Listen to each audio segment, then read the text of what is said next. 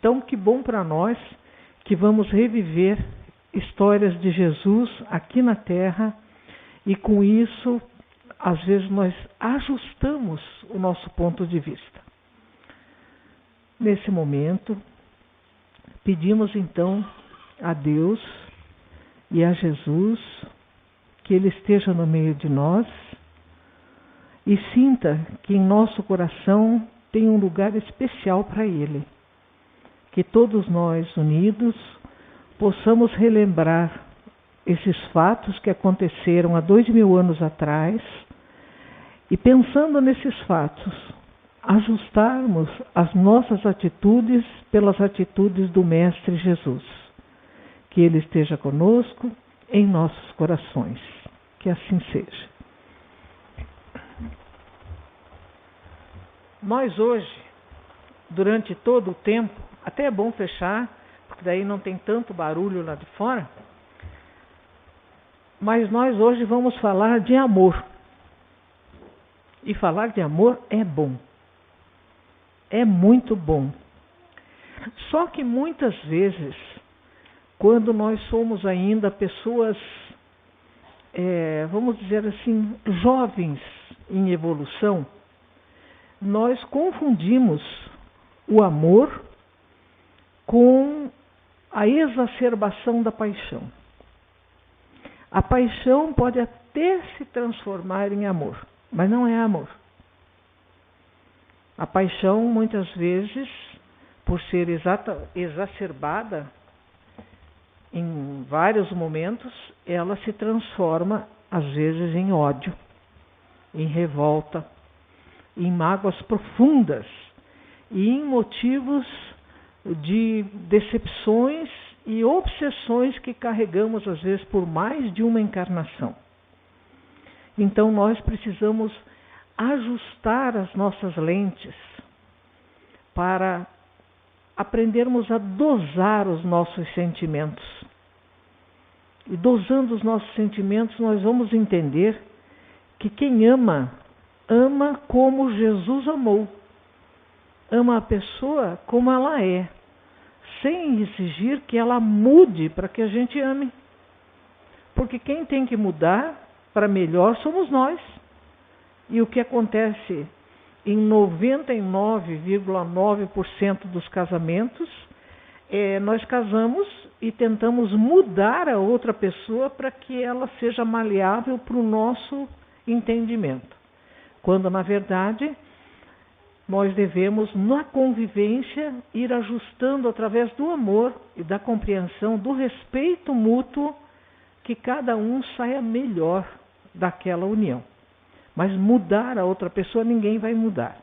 Para nós nos mudarmos é tão difícil que às vezes nós falamos como Paulo apóstolo. Por que que eu faço tudo aquilo que eu já sei que não devo fazer e não consigo fazer aquilo que eu sei que é o correto?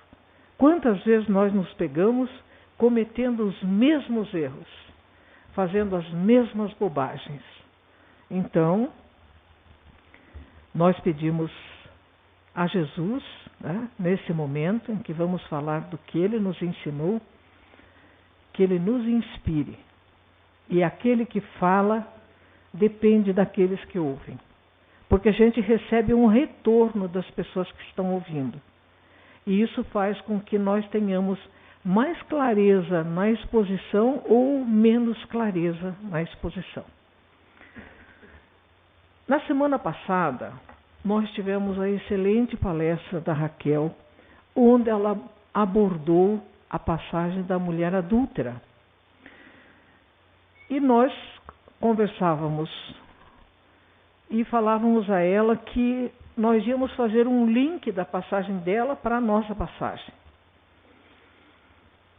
Tem um livro que nós lemos há muitos anos, e os livros do Hermínio Miranda são excelentes, excelentes. E nós lemos um livro que, em si, se ele tiver 20 capítulos, se eu não me engano, ele dará 20 excelentes palestras. Cada uma é uma palestra. E numa dessas, ele pega um fato de um livro importante, de uma ideia, e ele analisa à luz da doutrina espírita. Nesse livro, que se chama Reencarnação e Imortalidade, no tema de número 24, no capítulo 24, ele faz uma abordagem excepcional e ele coloca o seguinte título: Entre a Revolta e a Dor. Nós todos que estamos aqui provavelmente conhecemos o livro maravilhoso O Médico de Homens e de Almas, que trata da vida do Lucas, do evangelista Lucas. Mas ela também escreveu outros tantos livros. A autora do livro Médico de Homens e de Almas é J. Taylor Caldwell, Janet Taylor Caldwell. Ela escreveu também Eu, Judas, O Grande Leão de Deus, falando sobre Paulo, e vários outros livros. E esta mulher era uma mulher muito infeliz. E quando o seu marido morre, ela acha que ela não tem mais nada para fazer. E ela resolve que vai se suicidar. Nós aprendemos na doutrina espírita que o pior caminho que nós podemos escolher no momento da dor é o suicídio. Porque além de não resolver nada, tira de você a capacidade que você tem de lutar contra uma coisa que te faz sofrer. Perdemos o instrumento que é o corpo e continuamos com todas as dores, mais a do corpo, que já está totalmente destruído, além do que nós vamos colocar para a vida seguinte aquilo que nós fizemos com o corpo. Se nós nos atiramos sobre os trilhos de um trem, imagina como é que aquele espírito vai ter que vir para adensar o seu perispírito e fazê-lo novo de novo. E assim por diante. Se ele deu um tiro e aquele tiro causou problema, na região que causou o problema, ele virá com aquela problemática para outra encarnação, porque o corpo é uma esponja que retira do espírito aquilo que está estragado ali, aquilo que é ruim. Então o corpo é uma esponja e puxa do espírito aquilo que não é bom. Quando ela resolve isso, tem um grande amigo dela que diz: olha, eu conheço um escritor e conheço também um grande hipnotizador, e de repente nós podemos ir lá e ver o que aconteceu com você no passado, para que você seja, independente do que aconteça na tua vida, você seja infeliz. E ela, como não via mais nada na vida dela de bom, ela resolve então, pega um advogado seu, esse escritor que se chama Jess Stern, que escreve o livro, e esse livro que ele vai escrever sobre ela, ele coloca o título A Procura de uma Alma, As Vidas Psíquicas de J. Taylor Caldwell. Aí eles começam a fazer as consultas e combinam entre eles que ela não ouvirá os relatos que ela fará em estado hipnótico até que termine todo o tratamento, só aí ela vai ouvir. Então, visto isso, ela vai com seu amigo, o escritor e seu advogado, e o hipnólogo lá que vai tratar dela. E ela vê uma cena muito interessante. Era uma mulher extremamente bonita que se chamava Miriam. Miriam e Maria é um nome extremamente comum no hebraico, como Maria é entre nós hoje. Não é? Então nós vamos ver 3 histórias que se referem às Miriams, às Marias. E ela acha que aquela cidadezinha de Magdala, muito pequenininha, não tinha nada para ela. E ela resolve ir a Jerusalém buscar uma oportunidade de uma vida melhor. E a mãe dela, que tem o nome de Haná, fica procurando por essa filha e não sabe onde ela está.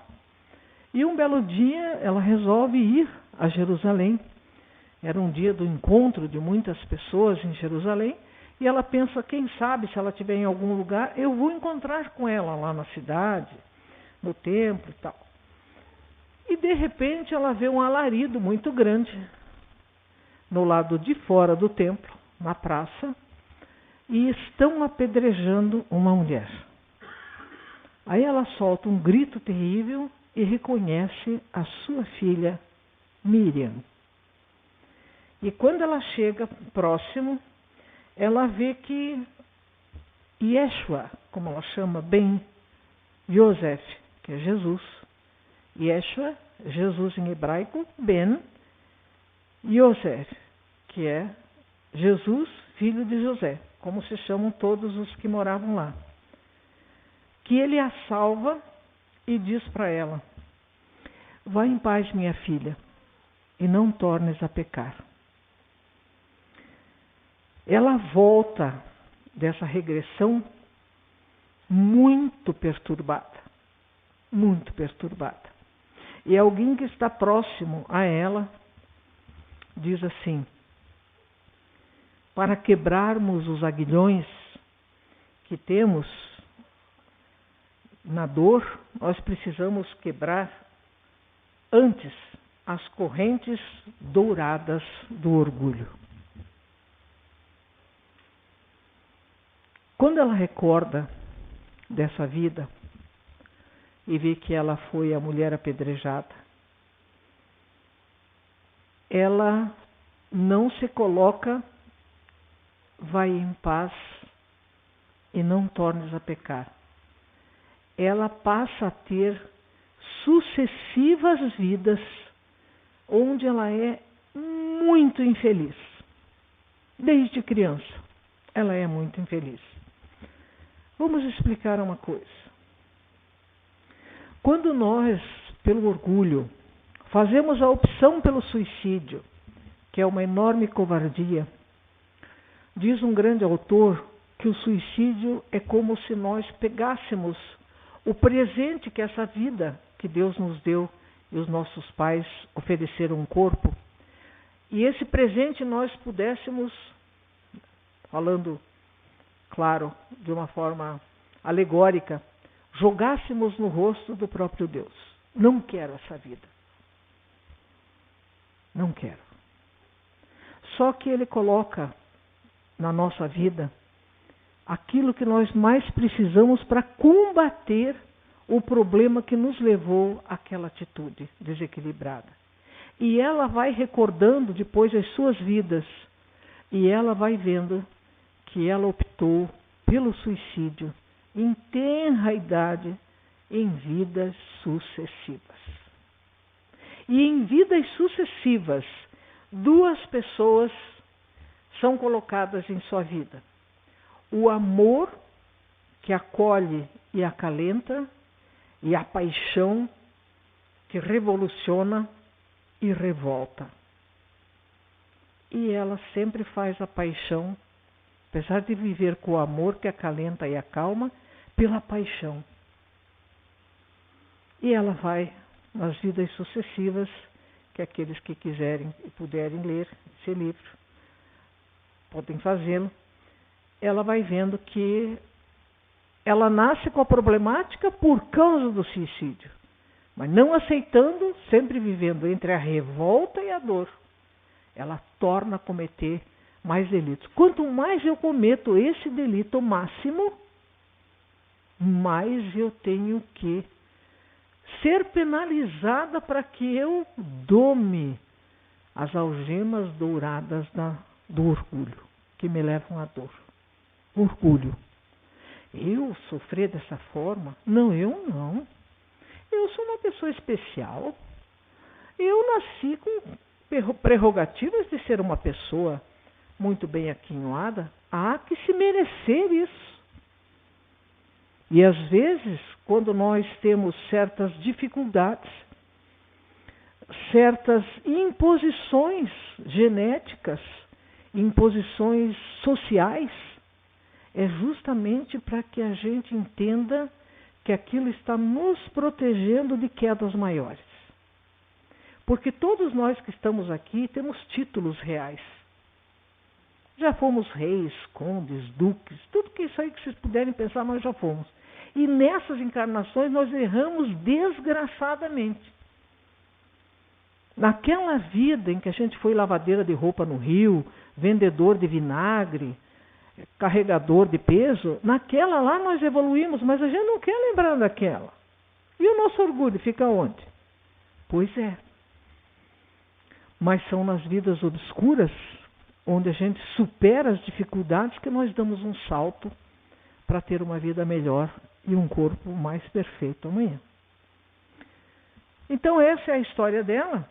E essa outra história, logo a seguir, Jesus continua caminhando entre o povo em Jerusalém, nos arredores do templo.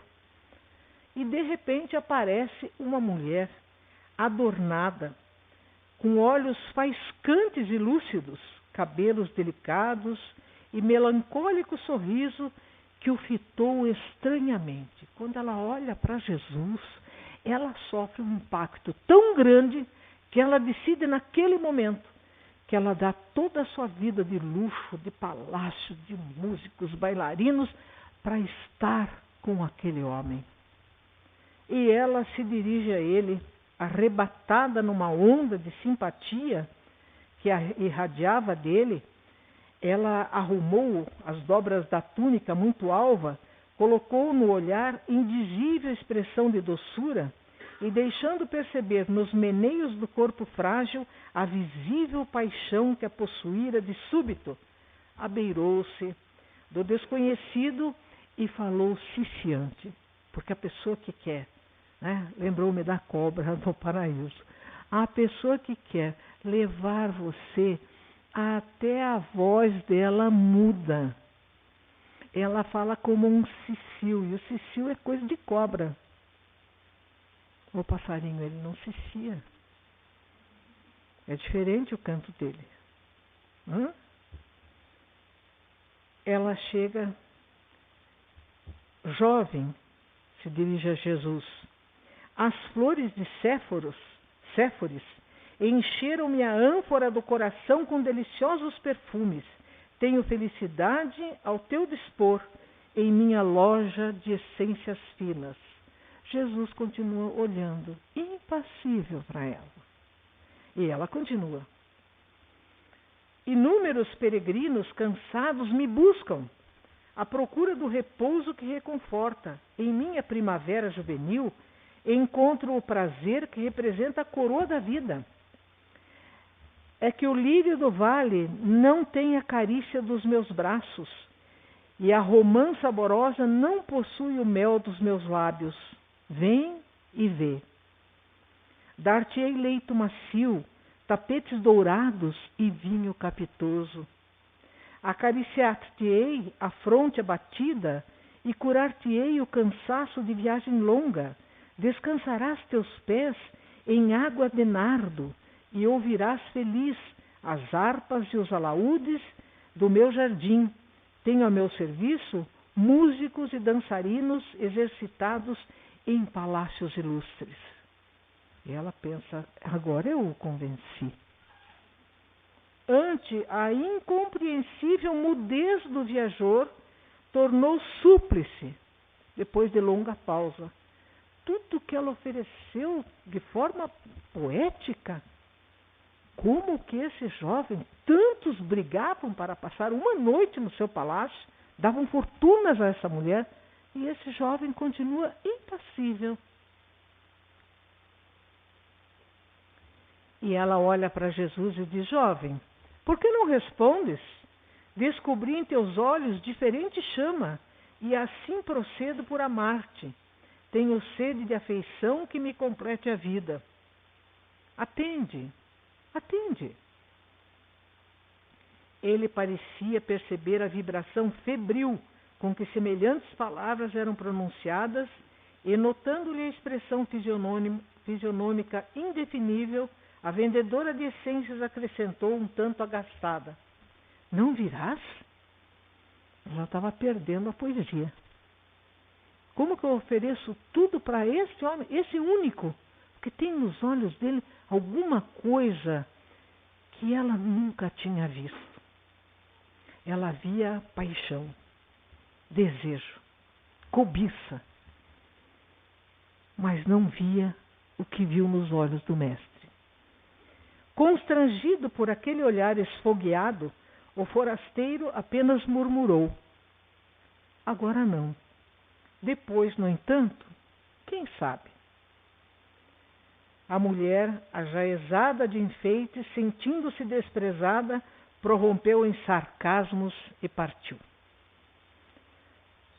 É próprio, né, de quem se vê, oferecem isso e aquilo e aquele outro e você não aceita. Não aceita, aí as pessoas passam de tentar te seduzir para desprezar o teu comportamento com sarcasmos e palavras duras.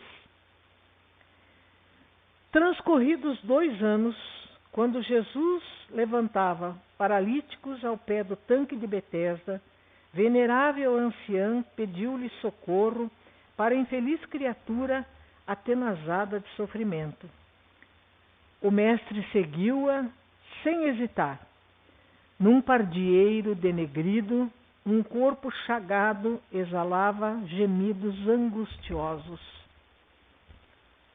A disputada mercadora de aromas ali se encontrava carcomida de úlceras, de pele enegrecida e rosto disforme. Ela estava leprosa. Feridas sanguinolentas pontilhavam-lhe a carne, agora semelhante ao esterco da terra.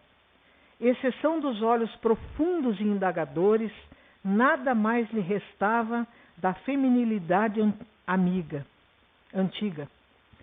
Era uma sombra leprosa de que ninguém ousava se aproximar. Nenhum homem mais queria passar uma noite com ela. Ninguém mais daria, não uma fortuna, mas nem um centavo para ficar com ela. Todos fugiram. Jesus foi visitá-la. Fitou o mestre e reconheceu pelos olhos. Era o mesmo mancebo nazareno de porte sublime e atraente expressão. O Cristo estendeu-lhe os braços, tocado de intraduzível ternura, e convidou: vem a mim, tu que sofres. Na casa de meu pai nunca se extingue a esperança. A interpelada quis recuar, conturbada de assombro, mas não conseguiu mover os próprios dedos, vencida pela dor. O mestre, porém, transbordando compaixão, prosternou-se fraternal e aconchegou-a de manso ao seu coração.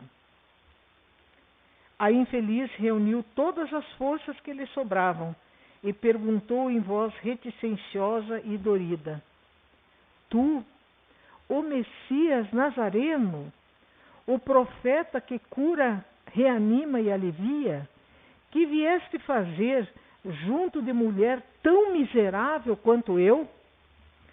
Ele, contudo, sorriu benevolente, retrucando apenas: agora venho satisfazer-te os apelos. E recordando-lhe as palavras do primeiro encontro, ele acentuou compassivo: descubro em teus olhos diferente chama, e assim procedo por muito te amar. É uma história em 3 atos. Nos 2 anteriores, Jesus salva uma mulher da lapidação. Em primeiro, porque aquela mulher, ela foi colocada numa armadilha. Ela não estava, apesar de ter uma vida com algumas coisas errôneas na vida dela, mas ela foi agarrada por um homem, e ao repelir aquele homem, ele gritou que ela era adúltera.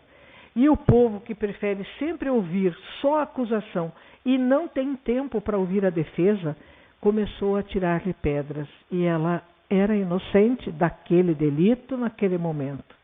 Mas Jesus descobre nos olhos dela a chance de ser uma pessoa melhor e a trata com todo amor e carinho e não deixa que ninguém a lapide e dá uma corrigenda naquele homem que a jogou ao impropério e ao descrédito público.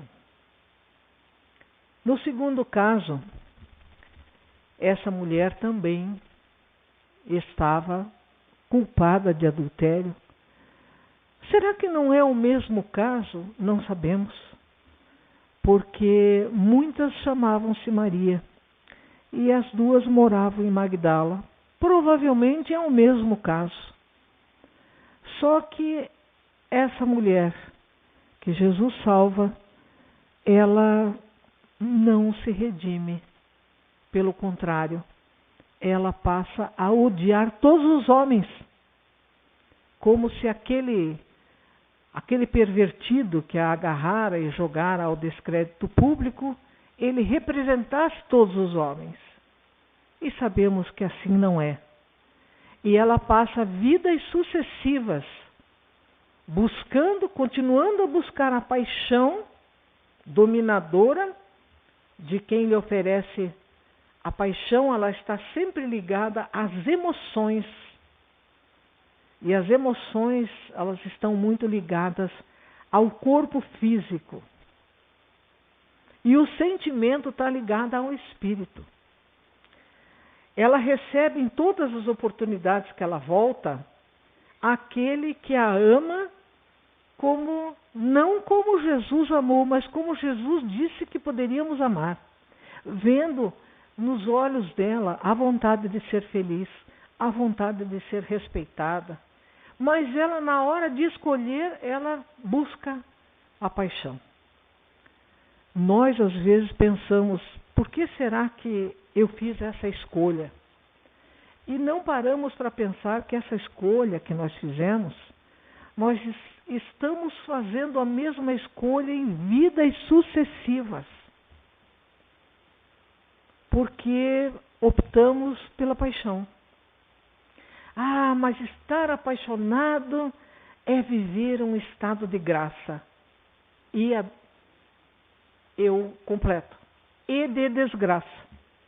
Porque ninguém aguentaria muito tempo estar apaixonado, porque você fica doido, fica bobo, escreve coisas ridículas.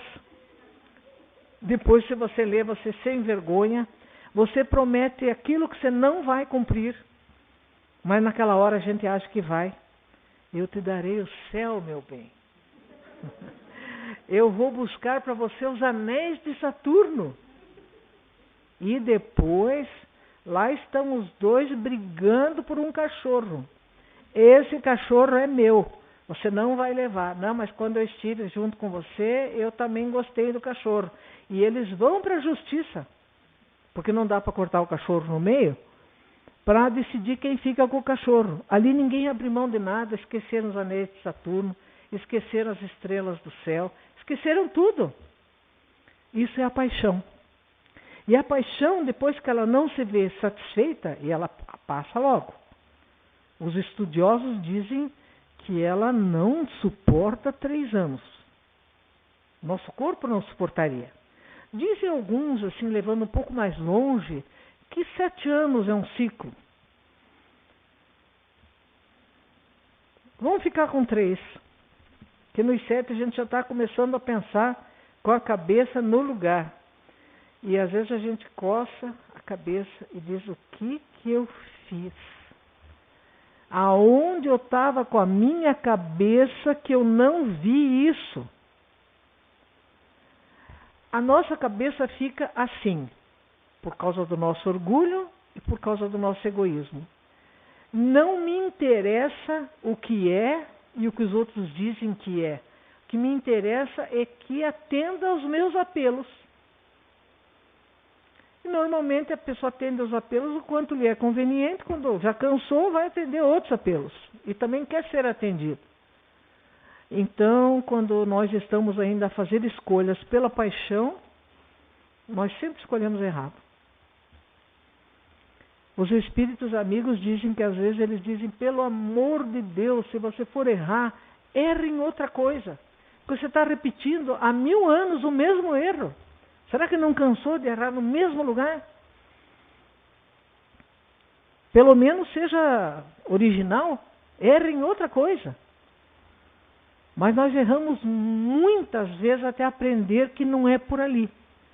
Então o que nós dizemos nos dias de hoje? Fulano fez um bom casamento. Quando a gente diz que fez um bom casamento, a gente se refere que achou uma pessoa proba, honesta, simpática, trabalhadora? Ou a gente está dizendo que é uma pessoa que tem dinheiro? Fulano fez um bom casamento. Você conhece a personalidade dele? Ou dela? Você sabe se aquilo é bom? Você sabe se juntar aqueles dois ali vai dar uma boa mistura? Casamento é o cadinho purificador da nossa vida. É recomendável a todo mundo que case. Porque de tanto bater as arestas um no outro, a gente acaba ficando arredondadinho. Sai menos pontiagudo. Porque é muito difícil a gente exercitar a humildade e o fato de não ser egoísta, vivendo sozinho. Eu vivo sozinho, tudo é meu, ninguém me incomoda, põe no canal que eu quiser, como que eu quiser, durmo a hora que eu quiser, apago a luz, acendo a luz, ninguém se importa comigo, mas eu aprendo pouco. E quando você está junto com outra pessoa, você se obriga a encontrar um meio termo. Eu quero isso, mas a pessoa quer aquilo, para evitar confusão. Vamos chegar ao meio termo? Você decidiu na outra vez, agora eu decido nessa. E assim vai caminhando. Então é importante. Só que às vezes aparece uma pessoa que a gente pensa assim, eu seria feliz com essa pessoa. Essa pessoa é uma pessoa bem equilibrada, tem gostos parecidos com o meu. Eu acho que daria certo. Mas falta aquela paixão. Daí a gente larga aquela que daria certo e vai procurar paixão. E a dor na cabeça depois, ela não tem muita justificativa. É uma dor de cabeça que acorda e dorme com você. Mas nós viemos aqui hoje para falar de amor. Deus é tão bondoso que Ele coloca em nossa vida filhos, sobrinhos, agregados, netos. Com um neto, então, é impossível não ter que comprar babeiro. Porque a gente exercita com os netos aquele amor que com os filhos tinha que se dividir entre amar e educar. Com os netos a gente diz, cabe aos pais educar. Não que a gente deseduque, mas a gente sabe que aquilo passa tão rápido e aquela criança é tão espontânea e aquele beijo é tão natural e aquele amor que a criança sente é tão vindo do coração que, olha, muitos pais que foram severos, sérios, e falavam com os filhos, assim, assado, quando nascem os netos, lá estão eles de gatinho no chão, o neto em cima, e a gente diz, não deixe fazer tal coisa, ele diz, deixa para lá, isso não tem importância. Né? Nós nos tornamos, ao passar do tempo, como diz André Luiz numa de suas obras, que o tempo sazona a fruta, e nós nos tornamos mais doces. É importante, com o tempo, nos tornarmos mais doces. Porque alguns de nós, com o passar do tempo, nos tornamos mais malcriados. Nós fazemos da idade avançada um salvo-conduto para falar para os outros o que a gente bem entende. Errado. Deleta. Não. Não é assim. Ah, eu sou velha, eu posso. Não, não pode não. Ficar se metendo na vida dos outros, dar palpite o tempo todo. Diz, né, que os velhos, alguns, né, e as velhas também, depois de cansar de tanto cometer erro, eles começam a dar conselho.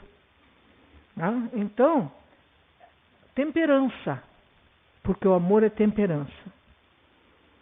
Que bom quando a gente consegue olhar e entender que a gente ama muitas pessoas. Nosso coração não tem mais lugar para uma pessoa em especial. Nosso coração vai dilatando e a gente ama muitas, muitas pessoas e é fiel ao amor e não ao tacão da bota da paixão. Se você me ama, não olha para ninguém. Se você me ama, fica em casa esperando que eu chegue e faça tudo para mim. Isso aí é escravizar uma pessoa, não é amar. Quem ama, liberta. Quem odeia, constrange.